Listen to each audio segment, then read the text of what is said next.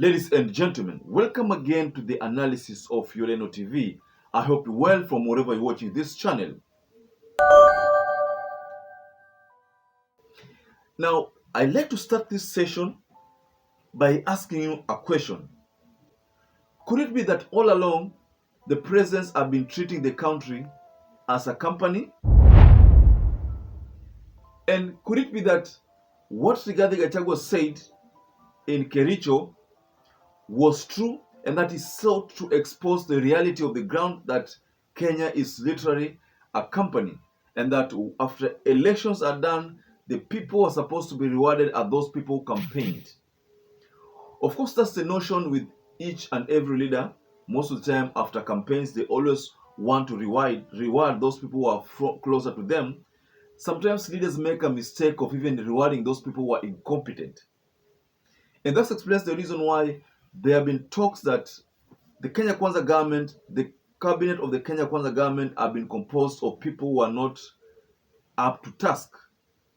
And probably that's why Uhuru's men are still favored, are still considered the best as compared to William Ruto's cabinet. RIGATHI GACHAGUA, in a trip in Kericho over the weekend, made some shocking revelation when he said that what the government of William Samoei Ruto is planning to do is to reward only those people who supported him, and that they're not going to award the opposition with anything. I mean, not really the opposition, but any other Kenyan who never voted for them is not going to benefit from this government. Sisi lazima tungeangalia nyinyi. Hii serikali ni kampuni na ni ya shares. Si ndio? Ni ya shares. Kuna wenye kampuni, wale wako na shares mingi, kuna wale wako na chache, kuna wale hawana. Sasa nyinyi muli-invest kwa hii kampuni ya William Ruto na RIGATHI GACHAGUA. This is contrary to what William Samoei Ruto have been promising, that yeye ni rais wa wote. So what RIGATHI GACHAGUA is trying to do is literally trying to contradict what the president's stand is all about, and dropping in another stand of his. Of course, we saw when he was introducing himself, he said, hii ni serikali yangu na William Samoei Ruto. That means Musalia Mudavadi is not in the picture.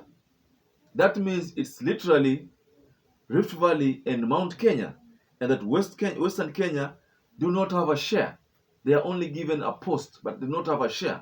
So I interpret the remarks of RIGATHI GACHAGUA as being unfortunate first, and being remarks of someone who's not a statesman. Sasa lazima mvune. Yule ambaye alipanda atafanya nini? Simulipanda? Simuliamuka mapema? Mukasema mutaki kusikia mambo ya ile system na nini? Muka-invest, mukapanda, mukapalilia, mukaweka mbolea, mukamwagilia maji, wakati ya kuvuna ndio huu. Na itakuwa namna hiyo.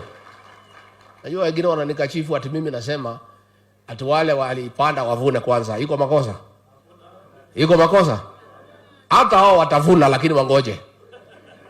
Si wale walipanda ni wavune kwanza. Wakishavuna wavune, ile tabaki kidogo, wale wakupanda waingie, watafute huko nini, ile itapatikana wachukue, wakwende. Si iko namna hiyo? Na itakuwa namna hiyo. Ndio watu wakipiga kura waelewe hii kura ni kusema nini. Hii kura iko na maana. Nyinyi hamwezi piga kelele huko, mpige kelele. Mnasema William Ruto ni bure, hawezi, mnaita yeye majina, alafu akipata, akigawa, mnapiga laini ati mko pale mbele. Ati mnataka mpite wale walisema anafaa ati mkue pale mbele. Inawezekana? Mimi kazi yangu pale kwa ikulu ni hiyo. Ni kupanga hiyo laini.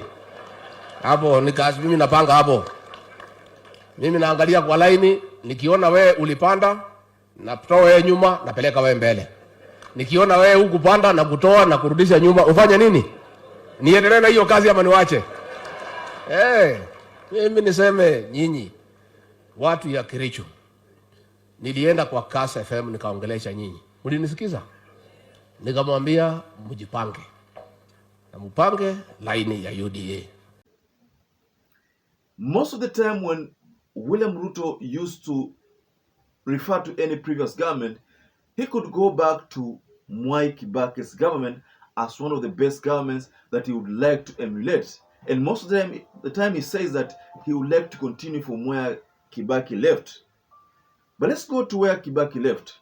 Back then, Kibaki used to appoint even members from the opposition into the cabinet. That was a true statesman. But what Rigathi Gachagua is insinuating is that you will not get an appointment if you do not vote for this government. Again, the bone of contention is here is that you're not supposed to benefit, yet you're supposed to pay taxes that will generate salary to pay those people who will benefit. I think the remarks by Rigathi Gachagua are unfortunate and ought not to have come from him. But nevertheless, we are fond of his remarks. We know he's always fond of making such remarks. Because I remember like the case of Nairobi County when he said, Wakikuyu ndo walikupigia wewe Sakaja. That was an unfortunate remark. So it was just like any other remarks that he makes. So I will consider what Rigathi Gachagua said in that event as to being something that is just any other remark.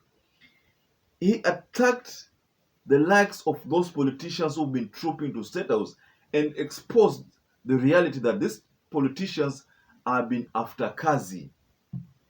I mean, the reality is that 30 members of parliament or 30 legislators from Jubilee went to State House.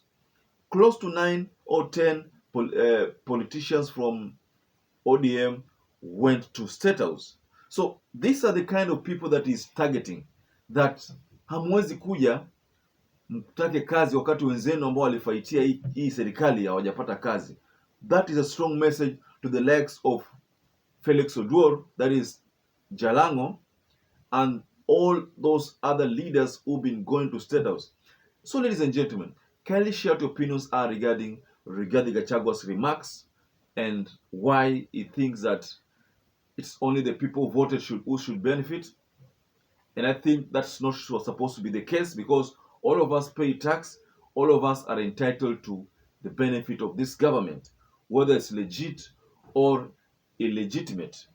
Ladies and gentlemen, stay safe until we meet up again in our next analysis.